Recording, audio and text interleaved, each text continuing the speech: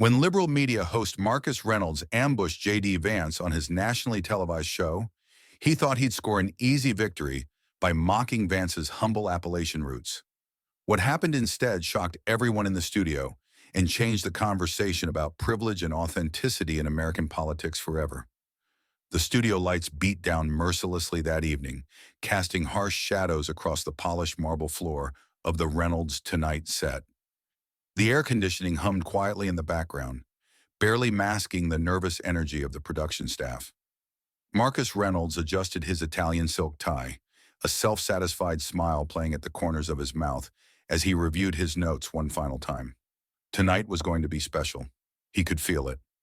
In the green room, J.D. Vance sat alone, his shoulders relaxed but his eyes alert. The best-selling author and now rising political figure had appeared on dozens of shows like this before, but something felt different tonight.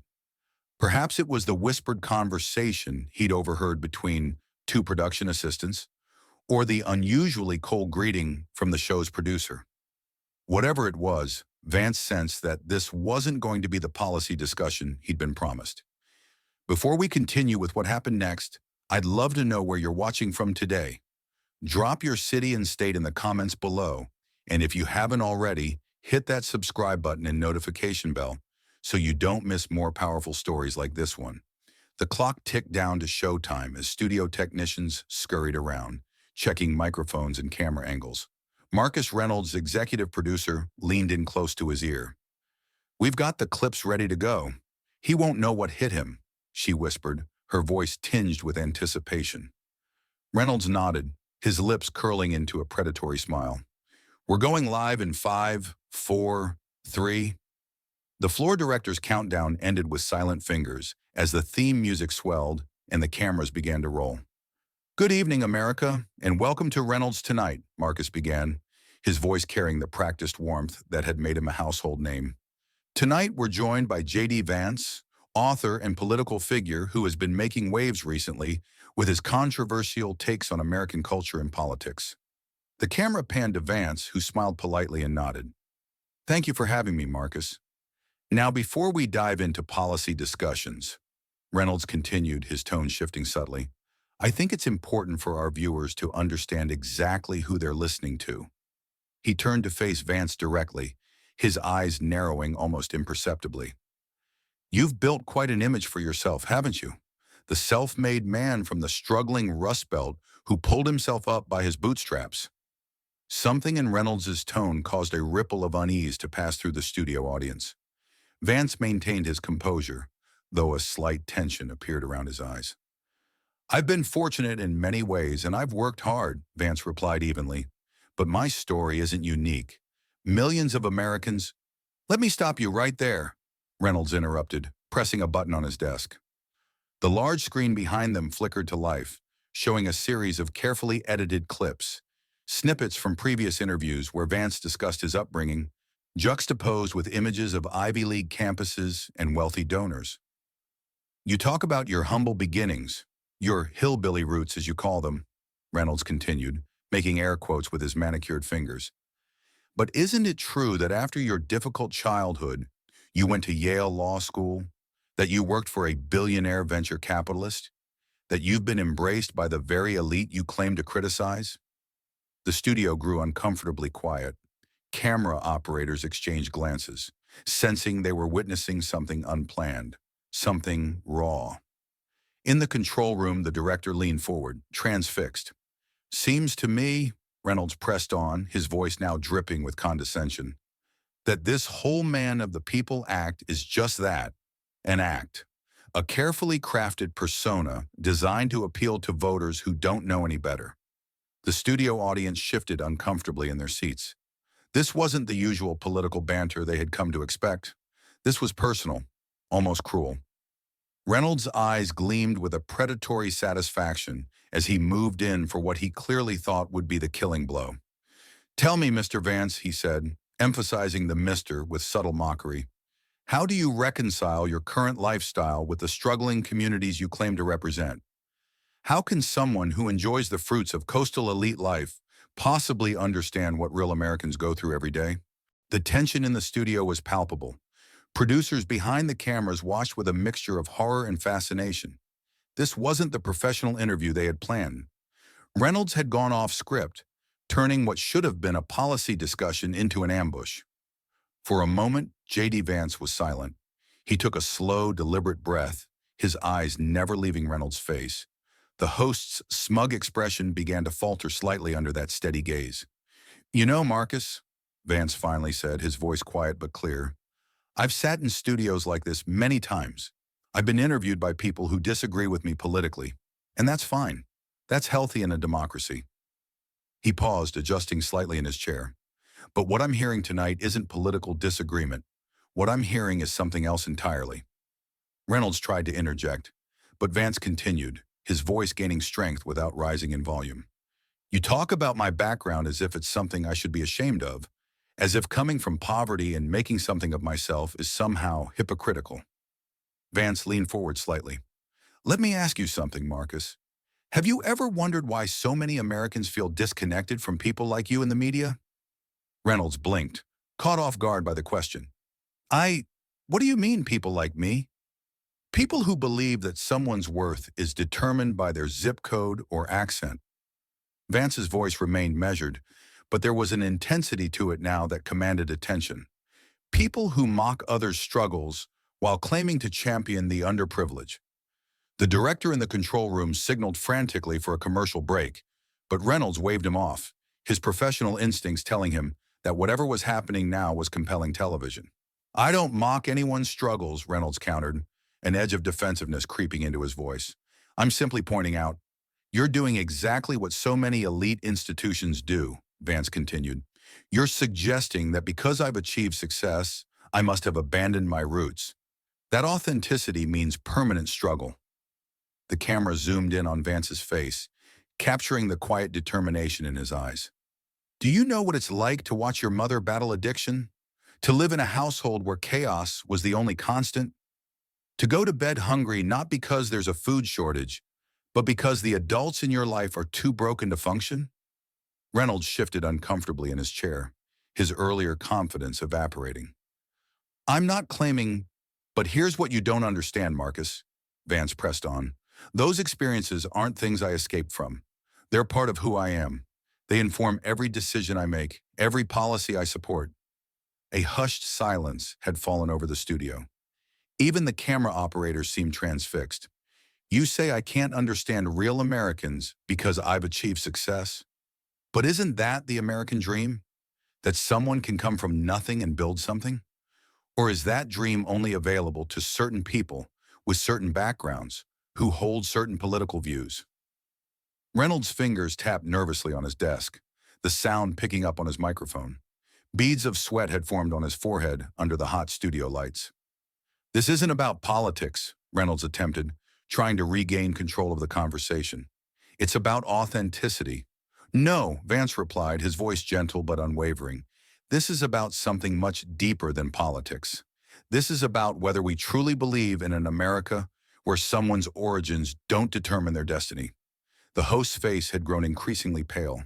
In the control room, producers watched in stunned silence as their star interviewer, known for his ability to verbally eviscerate guests, found himself increasingly on the defensive. "The truth is," Vance continued, "success shouldn't disqualify someone from speaking about hardship. Education shouldn't be seen as a betrayal of where you came from. And most importantly, someone's worth isn't determined by whether they fit neatly into the narrative you've created for them." Reynolds' producer was signaling frantically now, drawing her finger across her throat in the universal sign to cut the segment. But something in Reynolds' expression had changed. The practiced smile was gone, replaced by something more genuine: uncertainty. "I've interviewed hundreds of politicians," Reynolds said, trying one last time to reassert control. "Many of them have compelling personal stories, but—" "This isn't about my story, Marcus," Vance interjected, his voice strengthening. "It's about your inability to see beyond your own prejudices." A murmur rippled through the audience.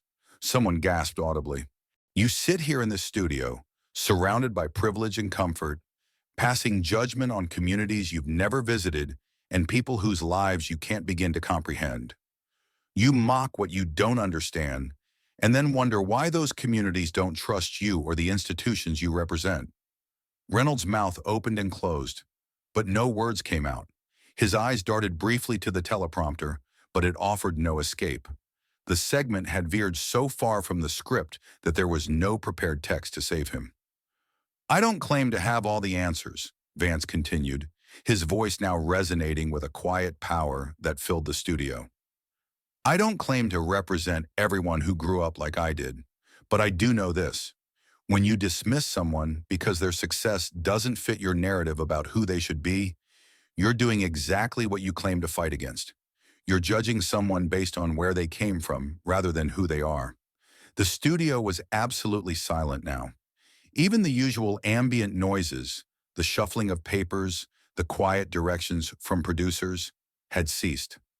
Everyone was watching, transfixed, as something extraordinary unfolded before them.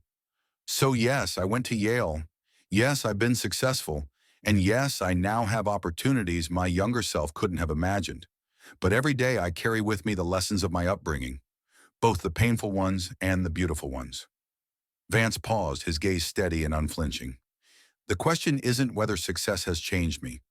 The question is whether our society truly believes in social mobility, or whether we just pay lip service to it while secretly believing that people should stay in the boxes we've created for them. Reynolds swallowed hard, his Adam's apple visibly bobbing. The tables had turned so dramatically that several audience members were now watching him with the same mixture of pity and fascination that he had directed at Vance just minutes earlier. I think we need to take a break, Reynolds finally managed, his voice barely above a whisper. Actually, I'd like to finish my thought, Vance replied, his tone respectful but firm, because this is important not just for me, but for millions of Americans watching this right now. Reynolds nodded weakly, surrendering control of his own show. The greatest disservice we can do to struggling communities isn't to criticize their problems.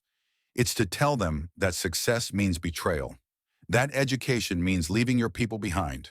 That you can't be both proud of where you came from and determined to build something different.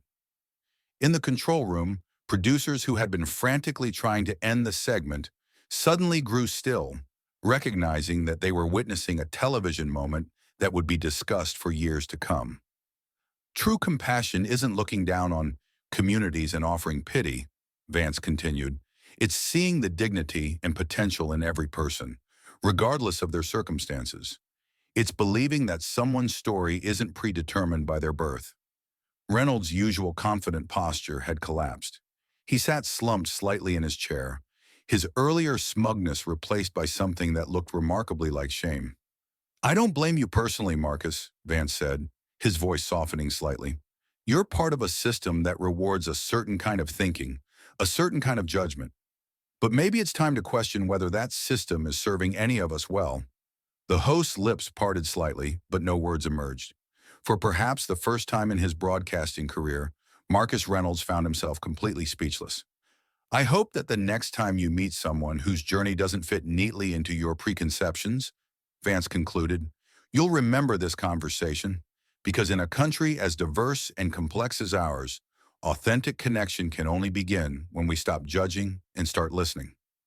The silence that followed seemed to stretch for an eternity.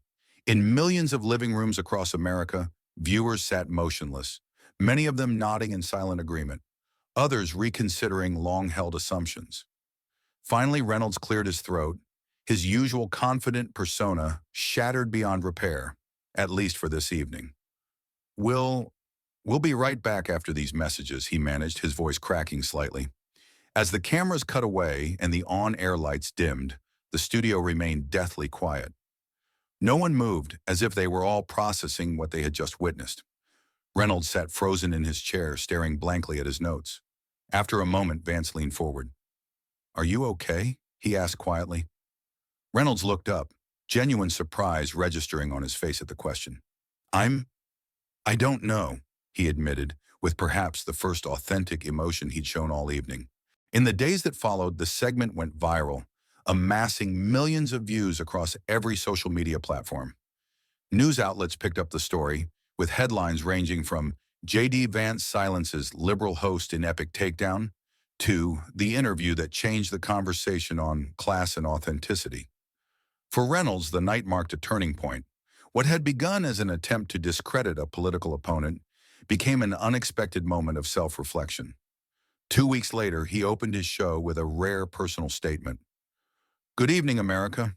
Before we begin tonight, I want to address something that happened on this show recently," he said, his usual polished delivery replaced by something more genuine. "I built my career on asking tough questions, but 2 weeks ago, I learned the difference between tough questions and unfair judgments." He paused, the camera capturing an expression of authentic humility that his regular viewers had never seen before.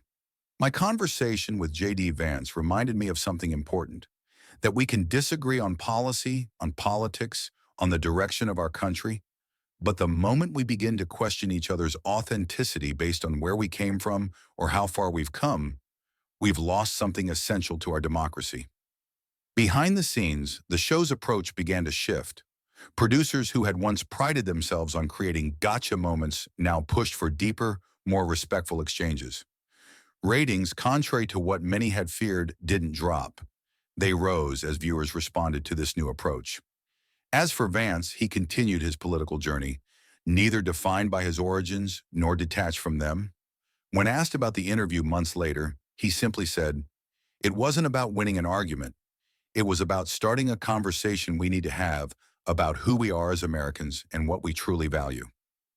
The exchange between Reynolds and Vance did what few television moments ever do.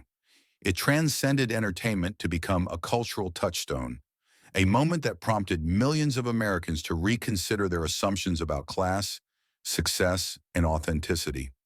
In a media landscape often defined by shallow sound bites and manufactured outrage, it stood as a powerful reminder that sometimes the most impactful moments come not from well-rehearsed talking points, but from speaking truth with dignity and courage, even when, perhaps especially when, the truth challenges our most deeply held prejudices.